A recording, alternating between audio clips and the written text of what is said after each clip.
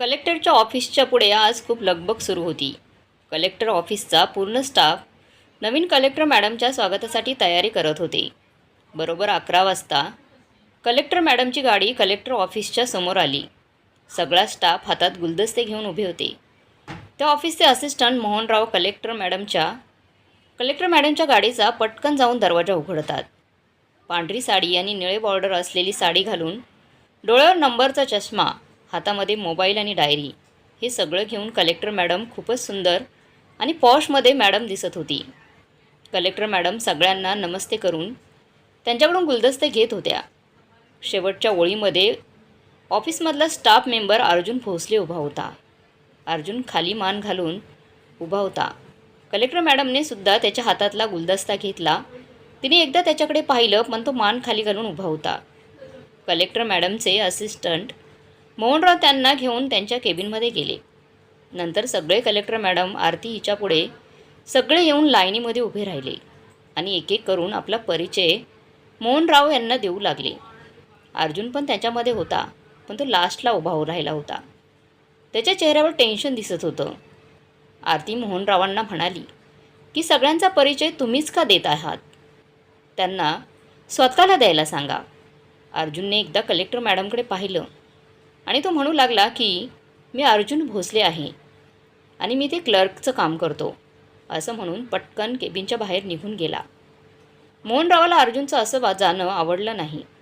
काही स्टाफ आपापल्या कामाला लागला होता आणि काही तर नव्या कलेक्टर बाबतीत चर्चा करत होते. सगळेच कलेक्टर आरतीच्या दिसण्यावरून, रूपावरून आणि स्वभावामुळे तिच्याकडे आकर्षित झाले होते. अर्जुन त्याच्या टेबलवर शांत बसला होता. त्याच्याकडे बघून असं वाटत होतं की त्याला कशाचा तरी त्रास होत आहे. तेव्हा तिथे मोहनराव आले आणि म्हणाले की मिस्टर अर्जुन, तुम्ही असे कलेक्टर मॅडमच्या केबिनमधून त्यांची जाण्याची परमिशन नसताना असं अचानक का निघून आला? त्यांना वाईट वाटलं असेल, परंतु अर्जुन काहीच बोलला नव्हता. तो फक्त त्याच्या फाईलकडे पाहत होता. हे पाहून मोहनराव तिथून निघून गेले. दुसऱ्या दिवशी अर्जुन ड्युटीवरच आला नाही. मोहनरावांना फोन करून तब्येत ठीक नाही असं म्हणून कारण दिलं. कलेक्टर मॅडमला आता जॉईन होऊन 1 महिना झाला होता. आता पूर्ण स्टाफ आरतीला माहिती झाला होता आणि पूर्ण स्टाफ पण आता कलेक्टर आरतीचा स्वभाव ओळखू शकले होते. फक्त अर्जुनच होता ज्याला कलेक्टर मॅडमने कधीच बोलवलं नव्हतं किंवा अर्जुन कधी स्वतःहून कलेक्टर मॅडमच्या केबिनमध्ये गेला नव्हता. जेव्हा अर्जुनला गरज असेल तेव्हा तो त्याच्या साथीला असणाऱ्या एका जनाला पाठवून त्याचं काम करून घेत होता, पण तो स्वतःहून कधी कलेक्टरच्या ऑफिसमध्ये गेला नाही. कलेक्टर आरती जेव्हा पण ऑफिसमध्ये येत होती तेव्हा ती थोडा वेळ बाहेर थांबून सगळ्या स्टाफला गुड मॉर्निंग म्हणून आतमध्ये जात असायची. तिच्या ह्या सवयीबाबत सगळेच तिची प्रशंसा करत होते. परंतु जेव्हा पण कलेक्टर मॅडम समोर येईल तेव्हा अर्जुन तिच्याकडे पाहत नव्हता. गेल्या 5-6 दिवसांपासून अर्जुन त्याच्या टेबलवरच दिसत नव्हता. एक दिवस मोहनरावाला बोलवून आरतीने विचारलं की अर्जुन खूप दिवस झाले आले नाहीत. त्यांना काही प्रॉब्लेम आहे का? हां मॅडम, 5-6 दिवसापासून अर्जुनराव आले नाहीत. ते का येत नाही त्याच्या बाबतीत तुम्हाला काही सांगितलं आहे का? त्यांनी का सुट्टी घेतली आहे, काही सांगितलं आहे का? मोहनराव म्हणाले की नाही मॅडम, त्यांनी मला असं काहीच सांगितलेलं नाही आहे. मग हे चुकीचं आहे. त्यांनी एकदा कारण सांगायला पाहिजे होतं. तुम्ही त्या बाबतीत चौकशी करा आणि जसे अर्जुन येतील तसं त्यांना माझ्या केबिनमध्ये पाठवा. कलेक्टर मॅडमच्या चेहऱ्यावर राग दिसत होता. अर्जुनला फोन करून सगळं काही सांगितलं. दुसऱ्या दिवशी अर्जुन कलेक्टर आरतीच्या पुढे मान खाली घालून उभा होता. मॅडम रागात अर्जुनला म्हणत होती की मिस्टर अर्जुन, ही सरकारी नोकरी आहे. इथे काही रूल्स असतात. जर तुम्हाला सुट्टी घ्यायची होती तर कायद्याने ॲप्लिकेशन देऊन सुट्टी घ्यायची असते. अशी कधीही सुट्टी घ्यायची नाही. अर्जुन खाली मान घालून कलेक्टर मॅडमचं बोलणं ऐकत होता, पण त्यालाच रागसुद्धा आला होता. हे ऑफिस आहे, हे तुमचं घर नाही. जेव्हा मनात आलं तेव्हा घराचा दरवाजा लावून आतमध्ये बसला. याच्यापुढे लक्षात ठेवा, नाहीतर मला तुमच्या बाबतीत काहीतरी ॲक्शन घ्यावी लागेल. अर्जुन त्याच्या रागाला कंट्रोल करू शकला नाही आणि तो म्हणाला की जसं तुमच्याकडे तुमच्या कायद्यानुसार रूल्स रेग्युलेशन्स आहेत, तसं आमच्या स्टाफचे सुद्धा काहीतरी अधिकार आहेत. आमचं नातं फक्त कायदेशी आहे. आम्ही त्या माणसाच्या पर्सनल लाईफशी निगडीत नाही. माझी काही सुट्टी बाकी होती, आणि ती मी सुट्टी यूज केली आणि त्याचा पूर्णपणे हक्क आम्हाला आहे. एवढं बोलून अर्जुन रागाने तिथून निघून गेला. मग कलेक्टर मॅडमनी मोहनरावांना बोलून आरतीने अर्जुन बाबतीत चौकशी केली. मोहनराव म्हणाले की गेल्या 1 वर्षापासून अर्जुनची इथेच पोस्टिंग झाली आहे. जास्त वेळ तो नाराजच असतो. त्याला जास्त दोस्तही नाहीत, पण त्याचे दुश्मनसुद्धा नाहीत. असं वाटत आहे की तो नेहमीच कोणत्या तरी टेन्शनमध्ये आहे. कलेक्टर आरतीची प्रशंसा पूर्ण जिल्ह्यामध्ये चालू होती. कलेक्टर आरतीच्या परीने सगळी कामं ती व्यवस्थित करत होती. गरिबांना आणि अडचणीला मदतीला ती जात होती. मिस्टर राणे स्टाफमधल्या सगळ्यात सिनियर होते. मिस्टर राणेंच्या टेबलवरून प्रत्येकाची फाईल जात होती आणि त्यातून तो कमिशन पण घेत होता. कलेक्टर आरतीच्या आधी जी कलेक्टर होता तो मिस्टर राणे मिळून कमिशन घेत होते. हळूहळू ही खबर कलेक्टर आरतीला कळू लागली होती. त्यामुळे वेळोवेळी आरती त्याला ऑर्डर सोडत होती. त्यामुळे आता राणेला कलेक्टर आरतीचा राग येऊ लागला होता. एके दिवशी पूर्ण स्टाफसमोर मिस्टर राणे कलेक्टर आरतीच्या बाबतीत अपशब्द वापरत होते आणि हे सगळं अर्जुन खूप वेळ शांतपणे ऐकत होता. परंतु त्याला ते सहन झालं नाही. पहिल्यांदा त्याचं शाब्दिक बोलणं झालं आणि नंतर ते एकमेकांना हाणू मारू लागले. ऑफिसमध्ये हंगामा सुरू झाला. पूर्ण स्टाफ अर्जुनची आणि राणेची भांडणे सोडवत होते. पण सगळ्यात आश्चर्याची गोष्टीचं वाटत होतं की कलेक्टर आरतीबद्दल बोलल्यावर अर्जुनला एवढा राग का आला. आवाज एवढा झाला होता की कलेक्टर आरती केबिनमधून बाहेर आली. तिला पाहिल्यानंतर सगळे शांत झाले. आरतीने मोहनरावांना केबिनमध्ये बोलावून सविस्तर सगळं विचारलं. तिने अर्जुनला तिच्या केबिनमध्ये पाठवायला सांगितलं.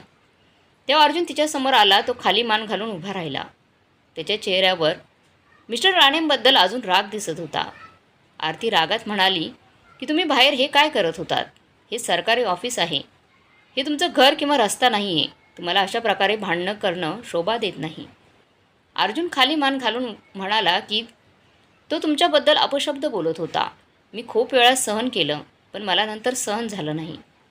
कलेक्टर आरती म्हणाले की तो मला अपशब्द बोलत होता. मग तुम्हाला एवढा राग का आला. तो तसा बोलत आहे, त्यामुळे मी त्याच्यावर कारवाई करू शकते. तुम्हाला माझ्या साईटने बोलायचा अधिकार आणि भांडण्याचा अधिकार कोणी दिला. एवढं बोलून सुद्धा अर्जुन मान खाली घालून उभा होता. आरतीला त्याचं गप्प बसलेलं सहन होत नव्हतं. तिने अजून एकदा विचारलं की मी काय विचारत आहे मिस्टर अर्जुन. तुम्हाला ऐकायला येत नाही का.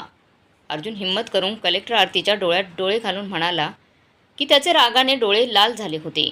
हे पाहिल्यावर आरती नर्वस झाली. आपण दोघं वेगळं झालो आहे म्हणून काय झालं. मी आज पण तुझ्याबद्दल कोण अपशब्द बोललेलं मी सहन करणार नाही. एवढं बोलून अर्जुन तिथून निघून गेला.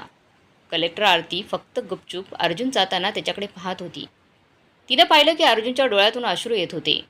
तो त्याच्या खिशातून रुमाल काढून त्याचे अश्रू पुसत होता. त्यानंतर पण कलेक्टर आरती आणि अर्जुनमध्ये दुरी निर्माण होती.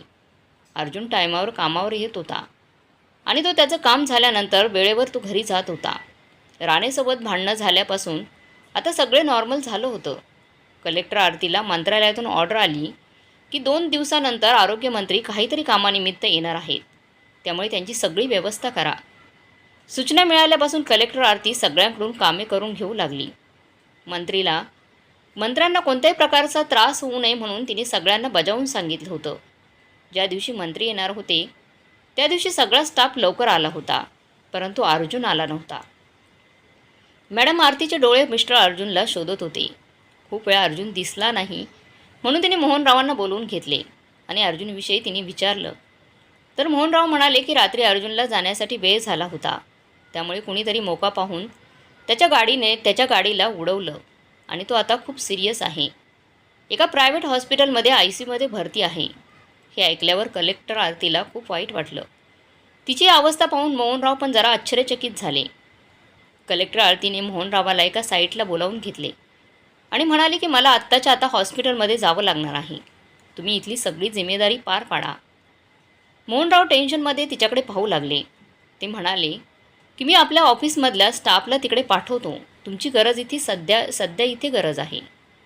पण आरती म्हणाली की त्याच्यापेक्षासुद्धा हॉस्पिटलला माझं जाणं खूप गरजेचं आहे. असं म्हणून मोहनरावांकडे दुर्लक्ष करत कलेक्टर आरती तिची बॅग घेऊन ड्रायव्हरला सांगून हॉस्पिटलमध्ये जाते. पूर्ण स्टाफ कलेक्टर आरतीकडे थक्क होऊन पाहत राहतात. अचानक हॉस्पिटलमध्ये कलेक्टर आल्यामुळे सगळीकडे हंगामा झाला. ती एवढी घाईमध्ये होती की तिने लिफ्टकडे सुद्धा पाहिलं नाही. ती पायऱ्या चढून वरती गेली. हॉस्पिटलमध्ये जेवढे पण डॉक्टर होते तेवढे सगळे डॉक्टर कलेक्टर आरतीच्या पाठीमागे येऊ लागले. तिने पळत जाऊन ICUमध्ये अर्जुनला पाहिलं. तेव्हा अर्जुन बेशुद्ध होता. कलेक्टर आरती डोळ्यामध्ये पाणी घेऊन आणून खूप वेळ अर्जुनकडे एकटक पाहत होती. पण आजूबाजूला डॉक्टर होते म्हणून तिने तिच्या भावना कंट्रोल केल्या. तिने डॉक्टरांना विचारलं की अर्जुनला शुद्ध केव्हा येईल. तर ते म्हणाले की 1 तासाने डॉक्टर अर्जुनला शुद्ध येईल. कलेक्टर आरतीने डॉक्टरांना ऑर्डर दिली की कोणत्याही परिस्थितीत अर्जुनला काहीसुद्धा होता कामा नये आणि पैशांची चिंता अजिबात करू नका. तुमच्याकडून जेवढा पण इलाज होईल तेवढा तुम्ही चांगल्या प्रकारे त्याच्यावरती करा. हॉस्पिटलच्या बाहेर आल्यानंतर तिने पाहिले की तिच्या मोबाईलवर भरपूर वेळा मिस कॉल आले होते. नंतर तिने फोन लावला. मोहनराव म्हणाले, मॅडम तुम्ही कुठे आहात? मंत्री साहेब येऊन तुमच्यावर नाराज झाले आहेत. आणि तसेच ते रागात निघून गेले. 15 दिवसानंतर अर्जुनला घरी पाठवण्यात आले. अर्जुन आपल्या घरी जाऊन आराम करत होता. तेव्हापासून आरती हॉस्पिटलमध्ये गेली नव्हती. परंतु नेहमी मोहनरावांकडून त्याच्या तब्येतीची विचारणा ती करत होती. मोहनरावाला आरती मॅडम आणि अर्जुन यांच्या नात्यावर प्रश्नचिन्ह निर्माण झालं होतं. त्यांना समजतच नव्हतं की आरती मॅडम आणि अर्जुनमध्ये असं कोणतं नातं आहे. एका आठवड्याने न राहवता आरती मॅडम अर्जुनच्या घरी निघाली. अर्जुन त्याच्या दिवाणावर आराम करत होता. घराचा दरवाजा फक्त पुढे लोटला होता. त्यामुळे दरवाजा पुढे करून अचानकच आरती आतमध्ये गेली. दरवाजाच्या आवाजाने अर्जुनने तिच्याकडे पाहिलं. समोर कलेक्टर पाहून अर्जुन जरासा दचकला. आरती तिथल्याच खुर्चीवर बसली. तेव्हा अर्जुन म्हणाला की तुम्ही इथं कशामुळे आला आहात? ऑफिसमध्ये आपल्या दोघांच्या बाबतीत वाईट साईड बोलतील. मग हे तुम्हाला राणेसोबत भांडणे करायच्या आधी विचार करायला पाहिजे होता. कारण का त्या दिवसापासून पूर्ण स्टाफ आपल्या दोघांबद्दल चर्चा करत आहे. घरातलं सामान अस्तव्यस्त पडलं होतं म्हणून त्या म्हणाली की घरामध्ये तुम्ही एकटेच राहता का? अर्जुन 1 मिनिट शांत झाला आणि म्हणाला की हो, मी एकटाच राहतो. कलेक्टर मॅडमने अजून एक प्रश्न केला की तुम्ही एकटा का राहता? तुमची बायको आणि मुली कुठे आहेत? या घराचं काय हाल बनवून ठेवलं आहे? इथे कसे राहता तुम्ही? सामान विस्कटायची सवय अजून गेली नाही. अर्जुन मॅडमच्या डोळ्यात डोळे घालून म्हणाला की जर बायकोसोबत असती तर तिने घर व्यवस्थित ठेवलं असतं. मी लग्न नाही केलं. कलेक्टर म्हणाले की तुम्ही लग्न का नाही केलं? अर्जुन म्हणाला की तू सुद्धा कुठे लग्न केलं आहेस? त्यानंतर दोघे पण शांत बसले. अर्जुन म्हणाला की तुला माझ्या आयुष्यातून काढून सफल तर झालो, परंतु तुला माझ्या मनातून काढू शकलो नाही मी. कलेक्टर आरतीच्या डोळ्यातून अश्रू येऊ लागले. हे बोलल्यानंतर तर तिला आणखीनच रडू येऊ लागलं. माझे बाबा माझं दुसरं लग्न करण्यासाठी मला बोलत होते, पण मला माहीत होतं की तू एक ना एक दिवस माघारी नक्की येशील. त्या दोघांच्या पण डोळ्यातून अश्रू येत होते. अर्जुन म्हणाला की आपल्या बालिशपणामुळे आपल्या दोघांमधले किती वर्ष बर्बाद झाली. मला माफ कर आरती, माझ्याकडून चूक झाली. थोडा वेळ आरती शांत बसली आणि मग म्हणाली, तुमच्या गाडीचा ॲक्सिडेंट मिस्टर राणेने केला होता. मी त्याला सस्पेंड केलं आहे. अर्जुन म्हणाला मग तर माणसे आपल्या दोघांबद्दल खूप काही बोलतील. कलेक्टर आरती म्हणाली की हा विचार जर तुम्ही 5 वर्षापूर्वी केला असता तर आज आपण दोघे एकत्र असतो. अर्जुन तिला म्हणाला की मी जे पण केलं ते तुझ्या चांगल्यासाठीच केलं. तुझी स्वप्न मोठी होती आणि मला काहीच प्रॉब्लेम नव्हता. तुला कलेक्टर व्हायचं होतं, ते मला मान्य होतं, पण बाबालाही मान्य नव्हतं. आणि मी माझ्या वडिलांच्या विरुद्ध बोलू शकत नव्हतो. मी वडिलांच्या विरोधात जाऊन तुझ्याबरोबर लग्न करू शकत नव्हतो. बाबांचा स्वभाव जरा विचित्रच होता. बाबांमुळे आपल्या दोघांच्या आयुष्यात प्रॉब्लेम खूप निर्माण होत होते. बाबाने मला तुला डिवोर्स देण्यासाठी फोर्स केलं होतं. पण आरती म्हणाली की मी तुम्ही पाठवलेल्या डिवोर्सच्या पेपरवर सही केली नाही. आज माझ्या मेहनतीने आणि माझ्या इच्छाशक्तीने मी आज कलेक्टर झाली आहे आणि मोठ्या पोस्टवर काम करत आहे. आरती बोलता बोलता रडत होती आणि तिचं बोलणं ऐकून अर्जुनलासुद्धा रडू येत होतं. मी तुला समजू शकलो नाही आरती. मी टेन्शनमध्ये येऊन तुला घराच्या बाहेर काढलं होतं. नंतर मला कळालं की माझ्याकडून खूप मोठी चूक झाली आहे. तुम्ही पाठवलेल्या डिवोर्स पेपरवर सह्या नाही केल्यामुळे मी एका मोठ्या पापापासून मुक्त झालो असं म्हणून दोघे पण एकमेकांच्या मिठीत पडून रडू लागले. कलेक्टर आरती बाहेर येऊन त्याच्या ड्रायव्हरला आणि बॉडीगार्डला म्हणाली की तुम्ही आता जाऊ शकता. मी सकाळी ऑफिसमध्ये येत आहे. ते दोघे तिच्याकडे आश्चर्याने पाहून तिथून निघून गेले. दुसऱ्या दिवशी कलेक्टर आरती ऑफिसमध्ये जाऊन सगळ्या स्टाफसमोर सांगितलं की मिस्टर अर्जुन हे माझे पती आहेत आणि त्यामुळे कोणी आमच्या नात्याबद्दल गैरसमज करू नका. आमच्या दोघांमध्ये काही प्रॉब्लेम्स होते आणि ते प्रॉब्लेम्स क्लिअर झाले आहेत. आम्ही दोघे नवरा बायको आहोत. त्यामुळे आमच्या नात्याकडे बघण्याचा दृष्टिकोन बदला. आम्ही दोघं नवरा बायकोच्या पवित्र बंधनात आहोत. त्यानंतर कलेक्टर आरती आणि अर्जुन खूप प्रेमाने राहू लागतात. तर मग मित्रमैत्रिणींनो, तुम्हाला ही कथा कशी वाटली ते कमेंट करून नक्की सांगा. कथा आवडली असेल तर लाईक शेअर नक्की करा आणि चॅनलवरती नवीन असाल तर चॅनलला सबस्क्राईब नक्की करा. धन्यवाद.